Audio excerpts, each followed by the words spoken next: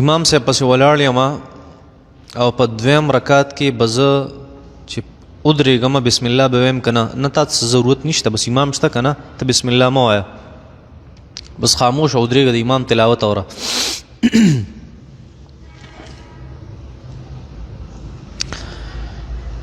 دی وایي چې زکات یو سال یو 2 کاله مخکې اډوانس ورکولی شي که نه یوه، بل زکات 2 کاله وروسته کولی شي که نه، دریم د زکات پیسې په سپورټس ګراؤنډز او په فلاحي کارونو وغیره کې استعمالولی شي که نه. لومبۍ خبره چې یاره د زکات چې کوم مال دی هغه اډوانس ورکول یو کال 2 مخکې.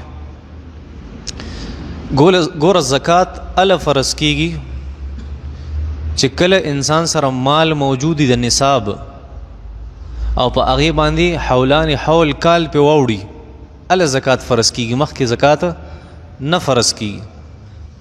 پوهېږي په کم مال باندې چې کال واوړي په هغې مال باندې زکات فرض کیږي. اوس که دغه زکات ته اډوانس ورکې چرته نو که دا کم مال نه چې تا دا زکات ورکړی دی دا په دغې کال کې برقراره پاتې شو نو خو دغه زکات چې کال پوره شي دغه به ستا په زکات کې حساب شي، تا چې په اډوانس کې ورکړی.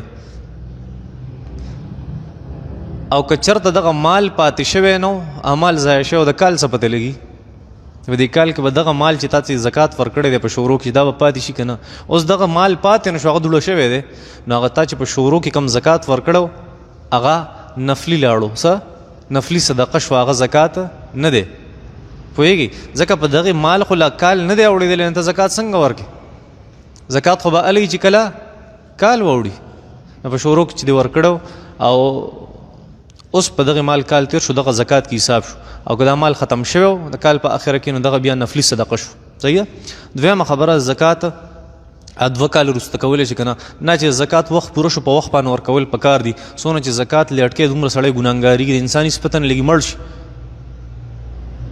نو چې نن کال پوره شو د یو مال نه د هغې نه پکار دی چې ته زکات هغه ورکې ښه چې ګناهګار نه شي. که ورځ هم د باندې واوړېده او که مړ کېږي بیا به څه کېږي، بیا به دله هلته غوپې درکوي. نو د هغې نه ښه دا دی چې په وخت باندې سړی زکات ورکړي چې کال څنګه واوړي بس خلک تاریخ مقرره دی که تاریخ باندې به زه زکات ورکوم.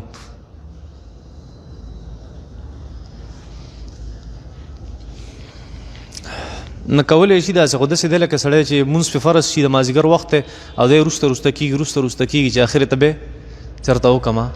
او درېیمه خبره درېیم سوال چې کوم دی چې یاره په سپورټس ګراؤنډونو وغیره باندې فلاحي کارونو کې د زکات پیسې استعمالولی شي که نه بالکل نشي استعمالولی، زکات نه کېږي په هغې باندې.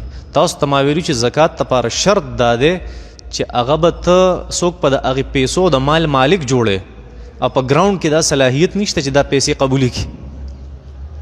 هغه د هغې مالک نشي جوړېدی، ګراؤنډ مدرسه د هغې مالک نشي جوړېدی، جومات ته هغې مالک نشي جوړېدی. جومات ته به څنګه دا پیسې حواله کړې چې دا حواله ته مالک شو. ضروري ده د زکات دپاره چې څه به وي چې ته به یو سړی د هغې مال څه جوړې مالک په جوړې. تملیک چې څه ته وایي په دې څیزونو کې دغه صلاحیت نشته. البته یو صورت کېدی شي چې یو سړی داسې کار وکړي چې په ګراؤنډ کې کم ماشومان هغه گیم کوي او د زکات مستحقي چې سړی د دغې زکات د پیسو نه پرایز جوړ کړي، انعامونه جوړ کړي او هغه بیا په انعام کې ورکوي.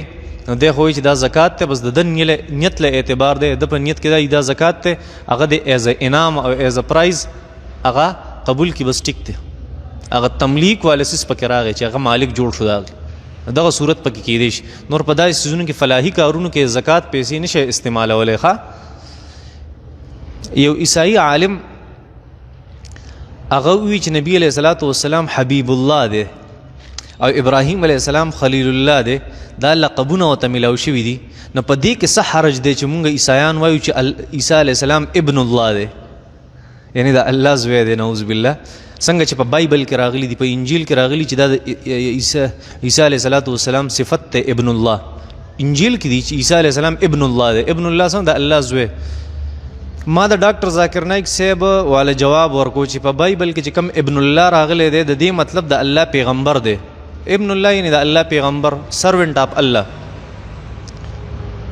خو هغه ما ته وی چې تاسو خو که دغه تعویل پکې وکې نو بیا مو ته تاسو حرام وایې نو زه ولې څه جواب ورکړم؟ ته ولې دا جواب ورکړه هر هغه لفظ چې په هغې کې د شرک معمولي شانتې بوی موجود وي هغه زموږ په شریعت کې حرام دی، ناروا دی. نو عیسی علیه صلات وسلام ته ابن الله د خدای زوی ویل په دې کې د شرک هغه چې کوم بوی دی هغه بالکل ظاهر دی، ځکه دا موږ نه وایو دې ته ناروا او حرام وایو. ښه څو ورځې مخکې په شیرګړ سره ښکته 2 سیاسي پارټو والا خپل منځ کې په یو بل باندې دا وکړه دا چلې وکړو. تاسو دې باره کې څه وایئ؟ زه به دې باره کې څه ویم؟ تاسو تپوس وکړئ چې هغوی د دې باره کې څه وایي، زه څه نه شم. تاسو قرآن او حدیث ډېر ښه بیانوئ، کله چې مسله بیانوئ نو تاسو فوکس په قرآن او په حدیث باندې، خو کله ناکله تاسو یو مسله پیش کړئ او د قرآن او د حدیث سره د هغې وضاحت ونه کوي، نو ته لا ماشوم یې په هغه مسله باندې نه پوهېږي، نو ځکه زه د هغې وضاحت په قرآن او په حدیث سره نه کوم. کله ناکله یو ماشوم راشي که نه، یو ماشوم راغلی و څو ورځې مخکې ما سره بره کېناستو وړوکی و د دې ځای ما ته استاد تا سره مې کار دی، ما ورته راځه کېنه، ډېر مشروط ټایپ بولډ ما ته وایي چې زما ګوره کور کې د پلار نه د مسلې تپوس وکړم، د یو مسلې یا د مور نه د مسلې تپوس وکړم او هغوی ما ته په شریکه وایي چې ته لا وړوکی نه پوهېږي، په شریکه راته وایي چې ته وړوکی نه پوهېږي. اوس تا نه یې تپوس کوم، ګوره صفا مسله راته ووایه، په دماغو کې مې شک دی او نور خرابېږم. صحیح ده؟ نو ما ورته بچې ته لا وړوکی پوهې بچې دا قار شو په دې. ګوره ځینې مسلې داسې چې د هغې دپاره ډایرکټ څوک قرآن او حدیث نه پیش کوي، پوهېږئ په دې باندې؟ هغه د فقهای کرامو استنباطات د هغې اجتهادات هغه خلک پیش کوي، پوهېږئ په دې باندې؟ اوس که یو سړی ما ته دا ووایي چې یاره ایز حلال دي که حرام دي، نو زه به ورته د ایز تذکره په قرآن او په حدیث کې کوم ځای نه بیانوم، پوهېږئ په دې باندې؟ او که دې طرف ته ځم چې ایز په کوم بنیاد باندې حرام دي نو په هغې کې به 3 ګنټې ضایع شي، زه به دلایل بیانوم. دا قیاسي مسلې دې ته وایي چې د هغې فارمولاز په قرآن او په حدیث کې موجودي، فارمولې موجودي او په هغې باندې فقهای کرامو هغه فټ کړي دې زمانې هغه مسلې حل رایستي. ښه نو هر ځای کې څوک قرآن او حدیث اله آیت مبارکه نه پیش کوي، نه هر چاته پیش کوي، څوک عالم ناست نو بیا ورته څوک قرآن او حدیث پیش کړي نو هغه پوه شي په هغې. نسوار چې د خولې نه یو سړی وغورځي بیا د قرآن تلاوت کولی شي که نه شي کولی، مکروه دی. ښه خوله به پاکوي، ګنده څیز دی. په حیض په ورځو کې زنانه، ماهواري بیمارۍ په ورځو کې زنانه نکریزې لګولی شي، بالکل لګولی شي، د هغې دپاره مستحب دي نکریزه لګول، ثواب پې میلاویږي ورته. ښه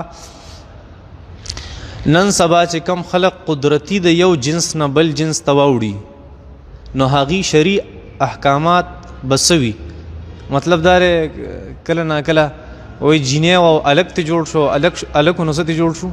جینۍ ته جوړ شو. قدرتي داسې شوي چېرته نو شرعي حکم بیا هغې چې اوس هغه سده چې څه شوه بس په هغې به هغه شرعي احکامات لاګېږي، که جینۍ وه جینۍ ده، که الکو نو بیا به څه الک. الټه سملاستل روا دي که ناروا؟ ناروا دي، حدیث کې منع راغلی ده. نبی علیہ الصلوۃ والسلام مبارک فرمایل دا ډېر غلط عمل دی، الله جل شانه له په دې غصه ورځي په الټه سملاستو باندې. حضرت ابو هريره رضی الله تعالی عنہ الټه ملاسو په جمعات کې تکلیف ته وجه ډېر زیات وږی شوی و، خوراک نه و، بیهوشۍ ته نږدې و. نبی کریم صلی الله علیه وسلم راغی، داسې دی ای ابو هريره دا الله ته ډېر سخت ناخوښه ملاست راته چې څنګه ملاس یا رسول الله زه ډېر زیات وږی شوی یم، د خوراک څه نشته او تکلیف ته راته خېټه باندې مې درد. نبي علیه السلام ته وفرمیل قم یا ابا هریره قم فصل فإن فی الصلاة شفاء. ای ابو هریره پاسې 2 رکعات نفل وکړه، ټیک ټاک په شو ایمان نفل وکړو، ټیک شو. زه د دین محنت ډېر زیات کومه، د دنیا محنت هم کومه، خو ډېر زیات تکاوټ او پریشانی راته او کار کې راته اسانیم نه وي او کار مې پوره کېږي نه، باوجود د پوره محنت زه اوس څه وکړمه.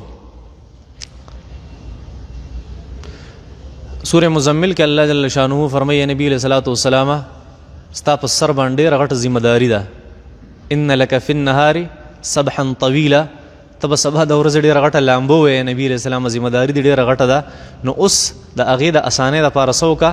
یا ایها المزمل قم اللیل الا قلیلا نصفه او انقص منه قلیلا او زد علیه ورتل القرآن ترتیلا. د شپې پاسه او د قرآن تلاوت کوه، تهجد کوه، په دې به ستا کارونه څه شي؟ آسان بشي. په تهجد باندې د انسان کارونه اسانیږي او کارونه بیا سر تم رسیوا.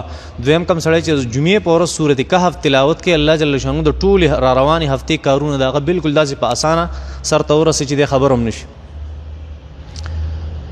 که چېرته کو ایجوکیشن مطلب د نارینه او زنانه چې مخلوط تعلیم حاصلوي، که کو ایجوکیشن چېرته درست نه دی نو کو حج او کو عمره ولې نه درسته ده؟ که چېرته نارینه او زنانه یو ځای سبق نشي ویلی، نارینه او زنانه یو ځای حج او عمرې له ورځي، نو ګوره دا ډېر د بېوقوفتیا سوال دی. وجه دا ده چې یو طرف ته د کو ایجوکیشن ماحول، یو طرف ته د حج او د عمرې ماحول، یو طرف ته یو زنانه سره خپل ذی رحم محرم دی، خاوند دی ورسره، ورور دی ورسره، پلار دی ورسره، د هغې په مخ کې د خپلو ګناهونو د بخنې دپاره د الله جل شانو مخې له ځي او خپل نظرونه ښکته ساتي، او شریعت ولې دا اجازت نه ورکوي چې ته خانه کعبې ته م ځې چې یوازې لاړه شه. دې نه شریعت دا منع کوي، یوازې به نه ځي. او بل طرف ته داسې ماحول چې د هغې نیت څنګه زنانه او نارینه کوي نو ټول د شهوت نه ډک، د ګندګۍ نه ډک، نو دا څنګه په هغې باندې قیاس کوي مسلمان؟ هلته خو سړی دې له تلی چې زما سترګې ټیک شي، هلته خو سړی دې له تلی چې زما ګناه ټیک شي، هلته خو سړی دې له تلی چې زما دماغ پاک شي، هلته خو دې له سړی تلی زما زړه صفا شي، دلته خو دې له ځي چې ګنده شي.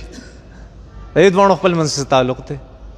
هلته خو یوازې ځي او خانه کعبې ته خو بغیر د محرمه تلی نشي. دې دواړو ډېر غټ فرق دی ښه. نو هغه ځکه روا دی او دا ځکه ناروا دی. ماشوم چې کله پیدا شي نو خلک د هغه په مخ باندې پیسې ږدي. د شرعي حکم څه دی؟ که دا ماشوم له دا پیسې بطور تحفه ورکوي نو بالکل شفقت ته ښه خبره ده، او که بطور رسم رواج ورکوي او ضروري ګڼي دې ته بدعت وایي. مونږ خو خانه کعبې ته 100% کریکټ مونځ نه کوو، بلکې مونږ خو مغرب طرف ته مونځ کوو. قبله خو لږه شانتې جنوب طرف ته که ډیګري مونږ بدله کړو نو هغې طرف ته ده. مطلب دا دی مونږ خو داسې مونځ کوو، په کار خو دا دی چې مونځ مو داسې کولی. بیت الله شریف دې طرف ته دی، پوهېږئ په دې باندې؟ او مونږ خو مونځ سیده کوو داسې، وایي په کار دی دې طرف ته تاوېدل په کار دی. نه قرآن مجید کې دا نشته چې خانه کعبې ته مونځ کوئ. قرآن مجید کې دا دی فول وجهک شطر المسجد الحرام، هغې طرف ته مخ کوي، خانه کعبې ته نه، هغې طرف ته مخ کوي. پوهېږئ شطر المسجد الحرام، الی المسجد الحرام نه دی راغلی، شطر المسجد، هغې طرف ته هغې کم دی زمونږ دپاره؟ دا طرف ته ویسټ. نو دومره سوچ مه کوه ښه، دې سره به دې مازه کمزوري شي. ښه مانځه ته مې نیت تړو، مانځه ته مې نیت تړو، د ماسپښین په ځای مې د خولې نه مازدیګر وخته، لمونځ مې شوی که نه؟ او شوی دی ښه. نیت د زړه ارادې ته وایي، د خولې ویلو ته نه وایي. چا په ځمکه باندې یو محلي والا په ځمکه باندې ناجایزه قبضه کړې ده، په هغې بیا جومات جوړ کړی او په هغه جومات کې مونږ په غلطۍ کې مونځ کړی، نو مونځ شوی دی که نه دی شوی؟ په داسې ځای کې مونځ کول چې هغې باندې قبضه شوي مونځ په دې کې ناروا دي، ته ګناهګارېږې په دې باندې، نور مونځ دې شوی د هغې قضا ته ضرورت نشته، صرف استغفار وکړه. حدیث شریف کې راځي چې کم سړي پنسې ښکته وي د ګیټو نه نو دا په جهنم کې. زما 2 مسلې دي. یو مسله مې دا ده چې خېټه مې کمزورې ده او چې پرتوغاښ ټیټ تړمه نو تکلیف یې راته، که لږ سست تړمه نو ټینګېږي نه، هغه د بنګړو بار دی. نو زه به په دې باندې ګناهګارېږم. او دویمه مسله مې دا ده چې دا پرتوک چوتول دا سره په مانځه کې پکاري که نه، هر وخت کې پرتوک چوت ساتل پکاري د ګیټو نه. دویمه مسله دا ده چې یاره ته وایې زما خېټه کمزورې ده، نو شریعت ته دې اجازت ورکوي. ښه نبی کریم صلی الله بخاری شریف کی روایت دی، کوم ځای کې؟ په بخاری شریف کې. کېدای شي دا حدیث چېرته تاسو نه یې اورېدلی، پهله ځل درته وایم. بخاری شریف کی روایت دی، د حضرت ابوبکر صدیق رضی الله تعالی عنہ خېټه کمزورې وه. نبی علیہ السلام حدیث وفرمایي من جر ثوبه خیلا، چا چې خپلې کپړې ځان پسې راښکلې او پرتوګه او لنګې ښکته وساتو لم ينظر الله الیه یوم القیامه، الله به ورته د قیامت په ورځ د رحم په نظر ونه ګوري. ابوبکر صدیق صاحب ډېر پریشان شو، یا رسول الله زما لنګ خو ښکته وي او زما خېټه ډېره کمزورې ده. نبي علیه صلات وسلام ته وفرمیل دا تا نه یادوي، متکبره خلک یادوي. ښه که تکبر د وجې چېرته پرتو ښکته وي که نه نو دا ګناهګاري او که داسې مجبوري څوک ګناه نشته. ښه وصلی الله